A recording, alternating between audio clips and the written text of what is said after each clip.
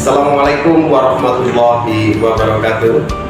Yang terhormat Bapak Ibu dosen penguji kinerja PPG dalam jabatan kategori 1 gelombang 2 tahun 2023 LPTK Universitas Negeri Malang. Perkenalkan, saya Ahmad Fauzi, sarjana ekonomi, guru pengaku mata pelajaran bisnis daring dan pemasaran, tepatnya di SMK Muhammadiyah 1 Lamongan, dengan nomor peserta UKG 201900675. Berikut dengan NIM atau nomor induk mahasiswa 23314271373. Pada hari Kamis 30 November 2023 saya akan melaksanakan kegiatan pembelajaran di kelas, khususnya kelas 11 bisnis daring dan pemasaran, dengan menerapkan model problem based learning pada pengelolaan manajemen bisnis retail. Untuk lebih lengkapnya, tetap ikuti video kami. Saya akhiri. Wassalamualaikum warahmatullahi wabarakatuh.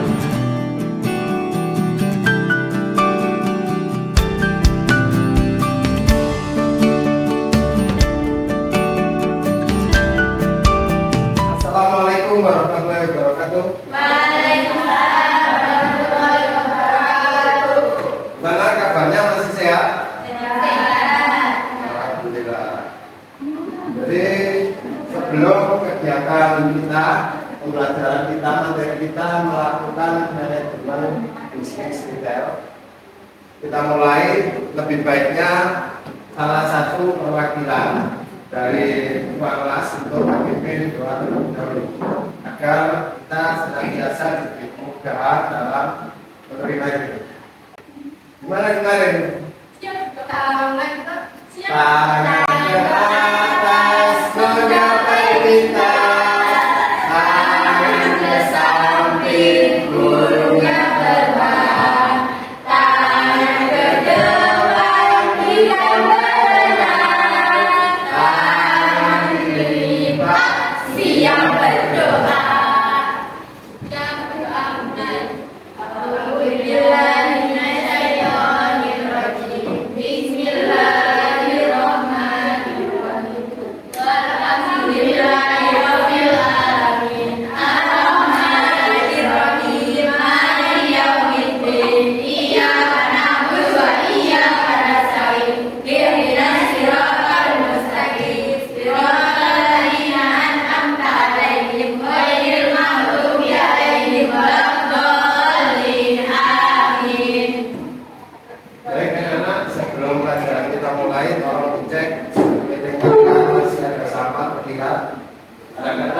Silakan diambil. Itu Mbak, sama-sama diambil, dibuang berbalik. Dipakai apa enggak itu? Oh, dipakai. Oke. Ya.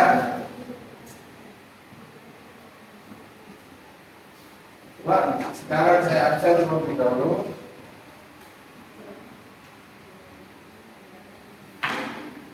Devina Eka Altegra, angkat tangan ya, nanti hadir ya.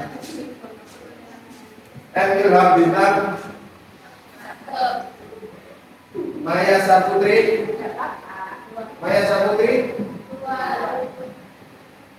Pak, saya naik kembali untuk materi kita yang ingin melakukan manajemen bisnis retail.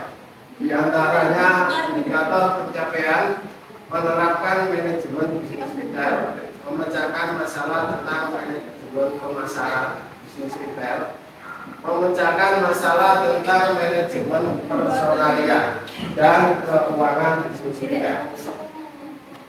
Sebelum kita ke materi, terlebih dahulu perlu saya jelaskan di sini model pembelajaran kita, yakni apa? Model pembelajaran kita yakni discovery learning. Apa ini discovery learning?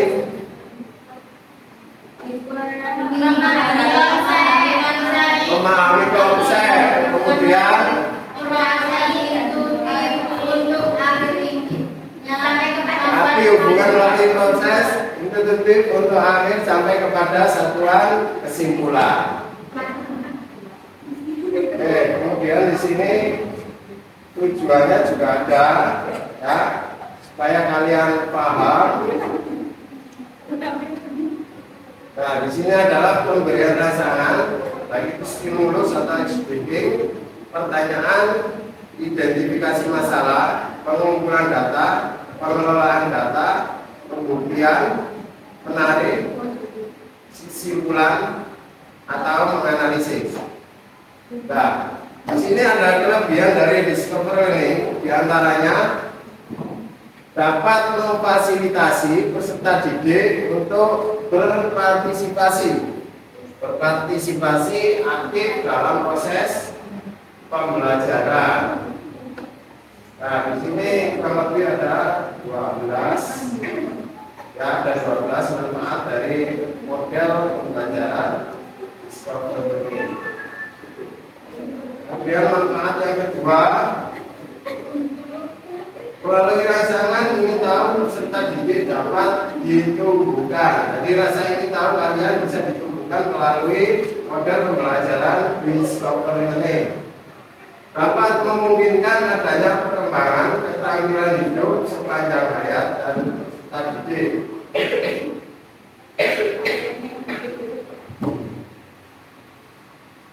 Peserta didik dapat memaksimalkan pengalaman belajarnya. Ya, di sini peserta didik dapat memaksimalkan pengalaman pembelajarannya, memberikan kesempatan kepada peserta didik dalam melakukan eksperimen, kemudian menemukan pengetahuan sendiri melalui hasil pengamatan sehingga dapat memiliki dan meningkatkan motivasi. Oke, ini nanti saya bagikan di grup supaya kalian paham tentang model pembelajaran yang kita lakukan saat ini. Jadi kalian tidak istilahnya nggak kaget kalau bahasa kita ya. Itu model pembelajaran apa yang ini kan gitu ya. Lama ini sudah terjadi apa enggak seperti ini?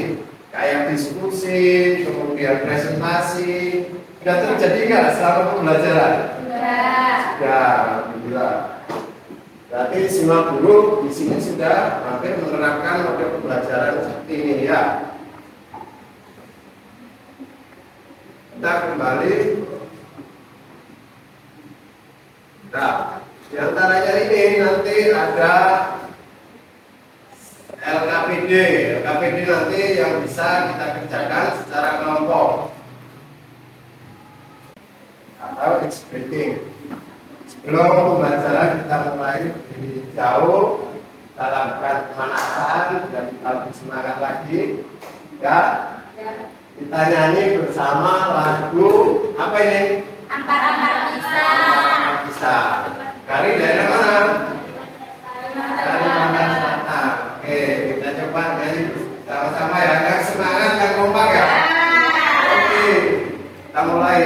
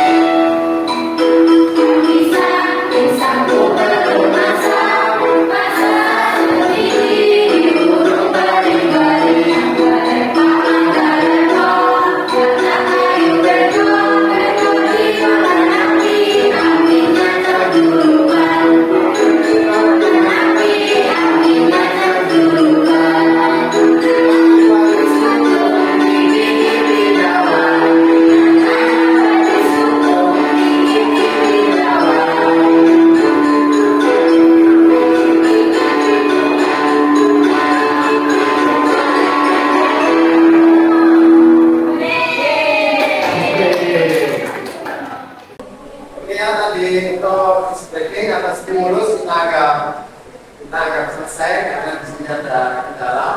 Kita mencari. Ya, untuk berikutnya kita langsung ke materi. Pak Pauli, di sini ada video pembelajaran.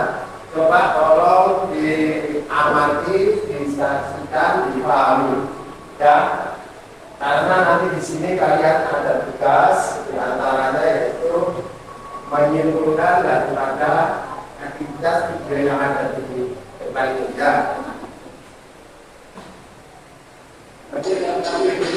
KPD kalian diantaranya adalah tentang video pembelajaran yang ada di balik. Untuk link nanti saya bagikan di grup kalian masing-masing. Kalian bisa buka secara berkelompok nanti ya.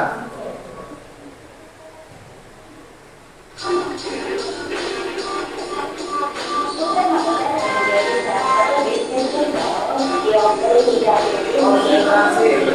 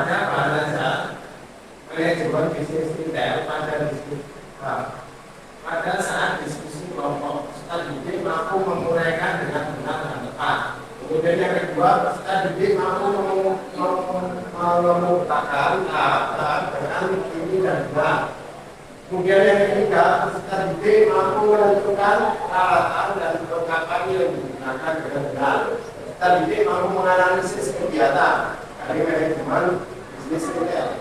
Kemudian yang kelima, kita didik mampu mempresentasikan hasil penyelesaian masalah yang disajikan dalam bentuk PowerPoint. Nah, di sini juga ada PowerPoint, nanti sudah saya siapkan juga. Bergabung ini 5 di sini tambah 1. Yang 1 di sini, yang 2 di sana nanti. Biar nggak sama.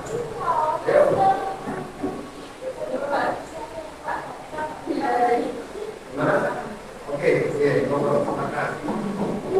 Kalau pertama lagi jangan sama-sama ya, nanti ada. Yang 1 di sana, 1 di sana. Nah, jadi di sini kita bagi masing-masing kelompok di antaranya 5. Kita pernah yang 1 di sini Pak.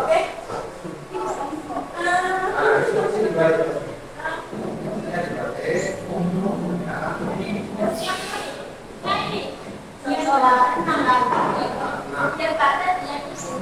Ya, nggak apa-apa. Yang 1 ya nanti ya. Ini itu nggak dibalik kakinya dibalik. Balik maksudnya. Kalian itu kan dibalik. Ada lagi Pak?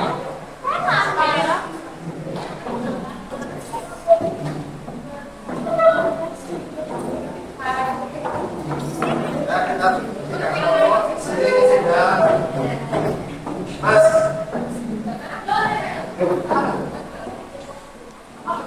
jadi kalau sudah siapkan untuk masing-masing kelompok, nantinya kita bentuk 3 kelompok ya. Kita diskusi, kita definisi. Setelah itu nanti kita sampaikan hasil dari kelompok kita di depan perwakilan untuk presentasi. Oke? Silakan dipelajari, di depan ada profil, silakan dikasih nama kelompok dan anggota kalian masing-masing.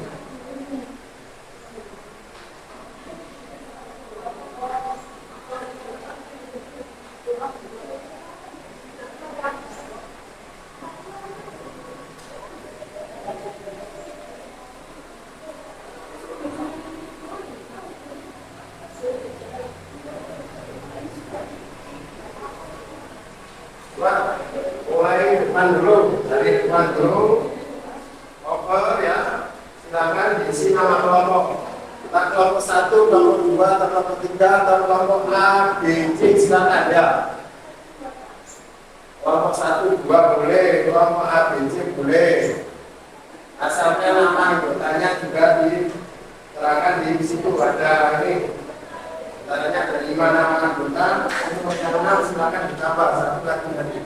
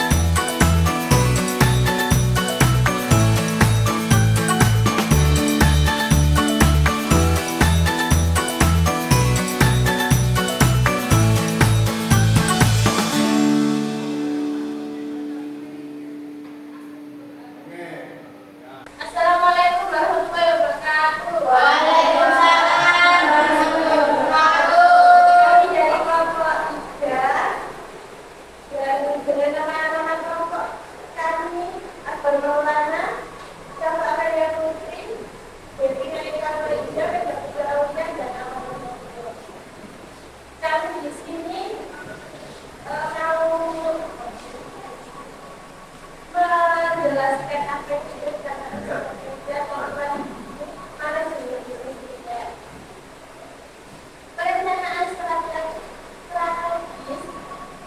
ini literasinya kurang, berarti cara bacanya masih kembali ke anak SD. Ayo, belajar literasi membacanya ini yang kurang ini. Belajar plus, biasa saja. Di sini saya mau menjelaskan kerangka jenis kita. Ada beberapa kerangka jenis kita. Jadi satu berkenaan strategis. Perencanaan strategis ada dua. A. Merumuskan tujuan jangka panjang dan strategis jenis kita. Dan B. menentukan arah dan usaha dalam kasus primer. Bentar. Sampai dampingi dari kelompok 3, silakan didampingi. Ini kelihatannya kurang percaya diri. Ayo didampingi dua anak, silakan juga. Bisa 3 maju di depan. Ayo. Biar rasa percaya diri dia semakin meningkat. Karena saya kalau dalam kesehariannya bacanya lancar, tapi di sini kok benar-benar ragu. Yang satu membantu kalau ada kesalahan temannya membaca di belakang. Teman-teman, di sini saya mau menjelaskan tentang jenis juga. Ada beberapa kerangka jenis juga. Yang satu perencanaan strategis. Perencanaan strategis ada dua. Satu merumuskan tujuan jangka panjang dan strategi juga. Yang kedua menentukan arah dan visi perusahaan dalam masa depan. Dua, mengambil keputusan. Mengambil keputusan juga ada dua. Yang satu mengambil keputusan terkait inventaris, honorar, dan promosi. Dua, menyesuaikan strategi berdasarkan analisis pasar dan kebutuhan bisnis. Tiga, ketiga, manajemen stok. Manajemen stok juga ada dua. Perencanaan. Satu, merencanakan dan mengelola stok dan untuk menghindari kelebihan dalam kekurangan. Dua, menentukan jenis produk yang akan dijual dengan kesediaan dan siklus pemasaran. Yang keempat, pemasaran dan promosi. Pemasaran dan promosi juga ada dua. Yang satu, mengembangkan strategi pemasaran dan meningkatkan kesadaran merek dan menarik pelanggan. Dua, melakukan kampanye promosi yang sesuai dengan karakteristik pasar tersebut. Dan yang terakhir, manajemen keuangan. Manajemen keuangan juga ada dua. Mengelola keuangan perusahaan, termasuk anggaran, pendapatan, dan pengeluaran. Dua, melakukan harga yang sesuai dengan model dibutuhkan maupun biaya operasional. Dan di sini saya mau memberikan pertanyaan. Dan silakan tanggapan dari kelompok lain. Ayo, kelompok 1. Pertanyaan. Ya, silakan. Bagaimana strategi politik dapat mengaruhi reforma digital? Mas, dengar lagi apa? Apanya?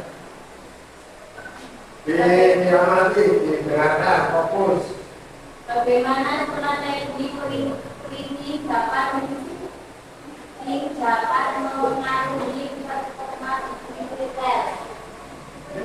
Bagaimana strategi politik dapat mengaruhi reforma digital? Oke, ya, silakan. Jelaskan. Jawabannya adalah strategi politik sangat mempengaruhi reforma bisnis digital karena langsung berkaitan dengan persepsi dan pelanggan dan kebutuhan bisnis. Harga yang terlalu tinggi dapat mengurangi daya tarik produk, sementara harga yang terlalu rendah dapat merusak ruang gerak mobilitas. Manajemen bisnisnya perlu mempertimbangkan strategi politik yang sesuai dengan kondisi pasar, nilai ekonomi dan kebutuhan perusahaan. Oke, cukup. Dari kelompok lain? Ya, silakan. Kelompok 2. Apa yang dimaksud dengan manajemen stok dalam konteks bisnis kita?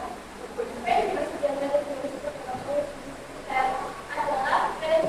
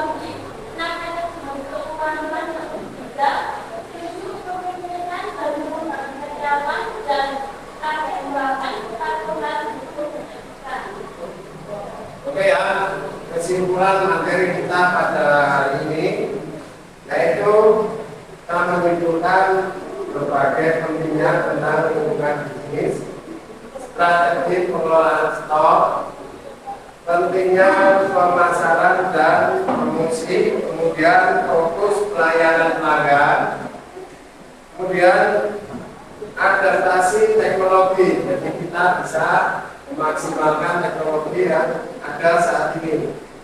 Manajemen keuangan yang baik.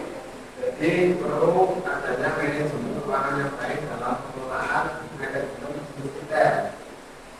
Kemudian diantaranya lagi kepemimpinan dan pengembangan karyawan. Ini juga disampaikan dari teman-teman. Kemudian kepatuhan hukum dan etika ya.